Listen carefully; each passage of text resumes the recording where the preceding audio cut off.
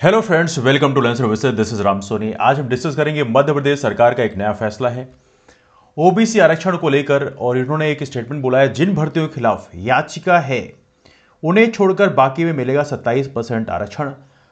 Controversial है, इसके बारे में बात करेंगे, पॉजिटिव नेगेटिव सभी बात करेंगे। तो आइए शुरू करते हैं डिस्कशन को। वेल देखिए, यहां पर कई सारे न्यूज़ में दिखाया भी है, लिखा है इसमें जिन भर्तियों के खिलाफ याचिका है उन्हें छोड़कर बाकी में मिलेगा 27% आरक्षण। जरा मैं जूम करता हूं तो आपको साफ दिखेगा। हाई कोर्ट के फैसले के एक दिन बाद सरकार ने निकाला एक नया रास्ता। तो चलिए पहले देख लेते हैं, इसके बाद हम डिस्कस करते हैं बेसिकली इसके नेगेटिव पॉइंट क्या हो सकते हैं। तो यहां पे आपने सभी विभागों को सर्कुलर भेज दिया है। सर्कुलर हालांकि इस समय वो भी काफी न्यूज में है। लिखा है वो याचिका और भर्ती जिन पर राज्य सरकार के आदेश का असर नहीं होगा। तो यहां पे याचिका क्रमांक लिखा है इसमें आस्था दुबे व अन्य विरुद्ध राज्य सरकार। इसमें देखा है तो पीजी कोर्सेज जो मेडिकल ऑफिसर में है वहां पर 27% रिजर्वेशन में स्टे लगा हुआ है। दूसरा, पीयूष जैन विरुद्ध राज्य सरकार व अन्य की बात करें, इसके तहत लोक सेवा आयोग से होने वाली डॉक्टर्स की भर्ती पर फिलहाल लागू नहीं होगा। तो ये भी चीज बताई गई है। दूसरा यहाँ पे एक है याचिका क्रमांक, ये है चंद्रकांत द्विवेदी विरुद्ध राज्य सरकार। इसे बेसिकली बोला गया है याचिका क्रमांक इतने स्वतंत्र कुमार जैन व अन्य विरुद्ध राज्य सरकार व अन्य। कई सारे लोगों के नाम लिखे हैं इसमें। शिवांगना शुक्ला का नाम लिखा है, शांतिलाल जोशी का नाम लिखा है। इसके तहत पीबी से 2018 में हुई टीचर एलिजिबिलिटी टेस्ट में टीचर्स की भर्ती के लिए हुई परीक्षा में फिलहाल लागू नहीं होगा। ये 3 एग्जाम्स हैं जहां पर बेसिकली लागू नहीं हो सकता है। तो हर एक केस का नंबर यहां प्रॉपर तरीके से लिखा है, आप इसे चेक भी कर सकते हैं।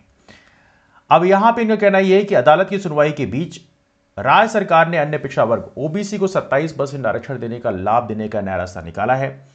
और हमारे जो महाधिवक्ता साहब हैं पुरुषेंद्र कौरव साहब, उनकी राय है कि भैया जहां पर स्टे लगा रखा है वो तो ठीक है, वहां पे नहीं दे सकते, लेकिन जहां पे स्टे नहीं लगा रखा है वहां पे 27% आप रिजर्वेशन दे दो। तो ये सारी चीजें यहां पे लिखी हैं इसमें इन्होंने। सरकारी सर्कुलर में पिछली कांग्रेस सरकार के समय 8 मार्च 2019 को जारी आदेश का भी जिक्र किया गया है।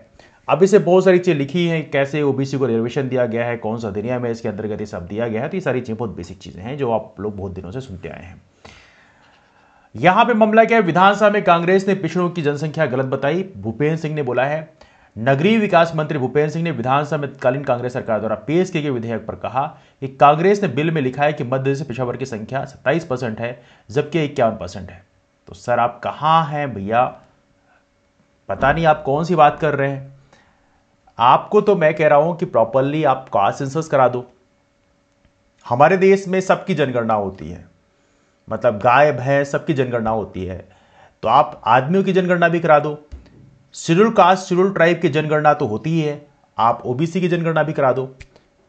आपको देखना है तो इससे बेहतर तो अंग्रेजों के टाइम में एडमिनिस्ट्रेशन था। 1931 तक प्रॉपर हर एक कास्ट सेंसस हुआ करता था, सारा डेटा वही है हमारे पास में।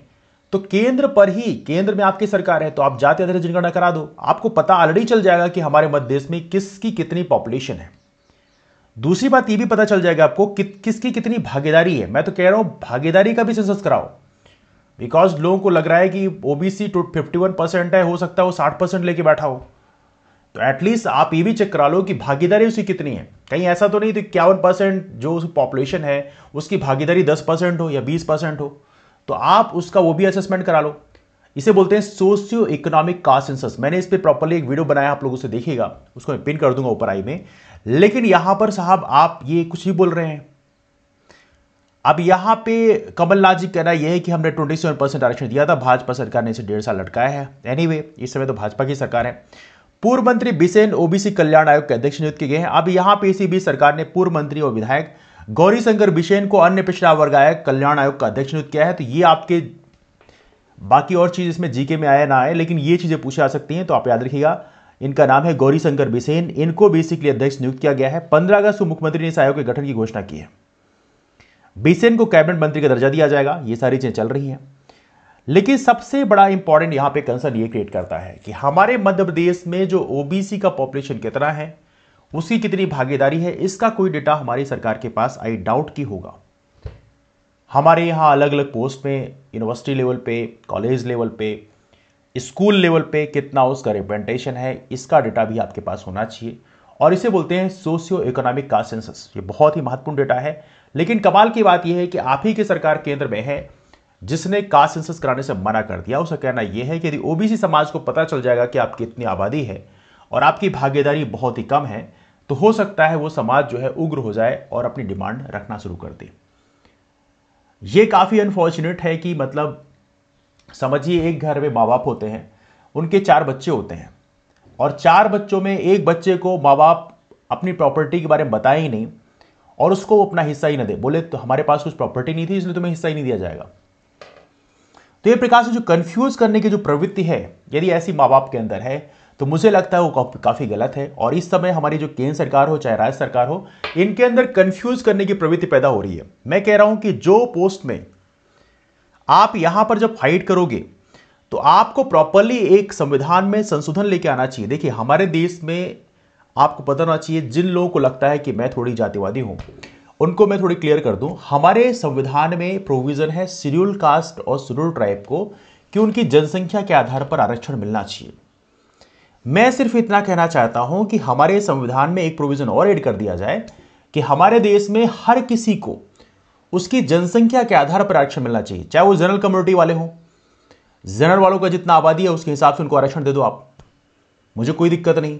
ओबीसी समाज को उसकी जनसंख्या के आधार पर उसको आरक्षण दे दिया जाए, हर एक समाज को उसके आधार पर आरक्षण दिया जाए। तो इस हिसाब से किसी को यह भी नहीं लगेगा कि उसके साथ गलत हो रहा है। बिकॉज हमारे कुछ जनरल वाले फ्रेंड्स हैं, उनको लगता है नहीं उनके साथ गलत हो रहा है। नहीं भैया, मैं नहीं चाहता गलत हो आपके साथ। हर किसी को जनसंख्या के आधार पर उसको उसका आरक्षण दे दिया जाए, उसका हिस्सा दे दिया जाए, सारी लड़ाई यहां से खत्म।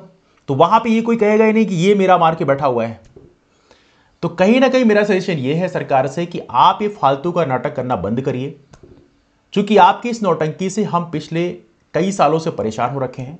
आप सीधा का सीधा कास्ट सेंसस कराओ, कास्ट सेंसस नहीं, सोशियो इकोनॉमिक कास्ट सेंसस, और उसको कराने के बाद में संविधान में प्रोविजन लेके आओ, अमेंडमेंट लेके आओ कि हमारे देश में हर एक जो कम्युनिटीज हैं, क्योंकि हमारे यहाँ कास्ट के हिसाब से रिजर्वेशन नहीं होता है, एक कम्युनिटी के हिसाब से रिजर्वेशन होता है, पूरी एक मेजर कम्युनिटीज होती हैं। शेड्यूल कास्ट हैं, शेड्यूल ट्राइब हैं, अदर बैकवर्ड क्लास हैं या जनरल कम्युनिटीज हैं, उनके हिसाब से, उनकी आबादी के हिसाब से उनका आरक्षण कर दिया जाए। सारा मामला, सारी लड़ाई यहीं से खत्म। ये मामला ही लड़ाई खत्म हो जाएगी यहां पे कि भैया कौन किसका कितना दबा के बैठा हुआ है। तो मेरा सजेशन राज्य सरकार से सिर्फ यही है कि आप, केंद्र सरकार आपकी है, केंद्र सरकार से आप आग्रह करें। क्योंकि इस समय यदि आप आग्रह नहीं कर पाए तो बाद में यदि वहां पर सरकार बदल गई या राज्य सरकार बदल गई तो फिर आप ज्ञान गणित देने लग जाओगे कि नहीं हमारी सरकार होती तो हम ओबीसी आरक्षण दिला के छोड़ते। नहीं, अभी तो आपके पास में है। तो अभी आप ये जो अपना बीच का जो है हम जो नाटक कर रहे हैं, वो नाटक हमें करने की जरूरत नहीं है, हमें सीधा करने की जरूरत है। Action, just take the action. तो वहां पे जब आप प्रोविजन डालोगे, जैसे शेड्यूल कास्ट, शेड्यूल ट्राइब का जनसंख्या के आधार पर आरक्षण है, वैसा ही प्रोविजन यदि आप संविधान डाल दोगे तो वो मामला सुप्रीम कोर्ट या हाई कोर्ट में भी कोई चैलेंज नहीं कर सकता। क्योंकि सुप्रीम कोर्ट और हाई कोर्ट में चैलेंज किस बेसिस पे किया जाएगा। तो मेरा सजेशन फिलहाल राज्य सरकार को यही है कि आपकी केंद्र में सरकार है तो आप डेफिनेटली एक्शन ले सकते हैं। और ये गोल गोल जो घुमाना है कि भैया इसमें नहीं है 27% स्टे, अरे भैया उसमें कोई राज का लगा देगा, फिर स्टे लग जाएगा। तो ये जो टेम्परेरी मेजर्स आप दिखाने के लिए कर रहे हो ना कि हम जो है बहुत डिटरमिन्ड हैं, कुल मिला के बात ये है कि मतलब जैसे कहते हैं ना कि आपके पास सीढ़ी हो और आपका दोस्त जो है कुएं में कूद गया हो, कुएं में गिर गया हो, सॉरी, तो आप अपना हाथ डाल के दिखाओ कि भैया देखो हम तुम्हें सपोर्ट करना चाहते हैं। और जो सीढ़ी आपके पास में रखी है उसको मत दिखाओ, बोलो देखो हाथ से हम सपोर्ट करना चाहते हैं लेकिन क्या है तुम्हारा हाथ बहुत दूर जा रहा है। तो राज्य सरकार से मैं इस चीज की दरख्वास्त करूंगा कि इस तरह का नाटक ना करें, प्रॉपरली एक्शन लें, ऐसे टेम्परेरी मेजर्स ना लें जो टेम्परेरी मेजर्स लेने का कोई मतलब ही नहीं है। Take the concrete measures. आपके केंद्र में सरकार है, राज्य में सरकार है, take the concrete steps. Anyhow, ये मैं चाहूंगा कि ये वीडियो आप अधिक से अधिक शेयर करें, अपने सभी यार दोस्तों को शेयर करें, बिकॉज ये मेरा मैसेज बहुत ही इंपॉर्टेंट है। जितने अधिक से अधिक दोस्तों को शेयर कर सके, बिकॉज लोगों को अभी क्लैरिटी नहीं है कि बेसिकली होना क्या है, क्या होना चाहिए। लोगों को सोल्यूशन के बारे में पता नहीं है, मैं सोल्यूशन आपको बता रहा हूं। तो इस वीडियो को अधिक से अधिक शेयर करें जिससे ये सोल्यूशन एवली हमारे जो मुख्यमंत्री जी हैं उनके कान तक ही पहुंचे कि ये सर सोल्यूशन है, इससे बेहतर सोल्यूशन आपको कोई नहीं दे सकता। तो चलिए डिस्कशन में वाइंड अप करते हैं। इसके अलावा हमारे कुछ बैच कोर्सेज भी हैं, आप उसे ज्वाइन कर सकते हैं हमारे साथ। यदि एमपीपीएससी की तैयारी करना चाहते हैं आप लोग, तो एमपीपीएससी के लिए प्रीलिम्स मेंस सब बैच को सब कुछ लॉन्च किया गया, आप इसे ज्वाइन कर सकते हैं। तो चलिए डिस्कशन में वाइंड अप करते हैं, मुलाकात करते हैं आप लोग फिर। तब तक के लिए bye and take care and wish you all the best for exams. और आप चैनल को सब्सक्राइब नहीं किए तो चैनल को सब्सक्राइब जरूर कर लें, क्योंकि यहां पे बहुत सारी तैयारी हो रही है। शाम को 4 बजे की मेंस की आंसर राइटिंग क्लास में आप सभी लोग पार्टिसिपेट कर सकते हैं। ये मेंस की आंसर राइटिंग क्लास जो है हर एक दिन होती है, तो you must participate in that class. But after all सबसे एंड में मैं यही कहना चाहूंगा कि राज्य सरकार कुछ भी करे, आप लोग अपना बहुत सारा दिमाग उसमें मत लगाइए। बिकॉज क्या है कि आपका जो प्रिपरेशन है उसको हमें बनाए रखना है। Preparation is the most important की।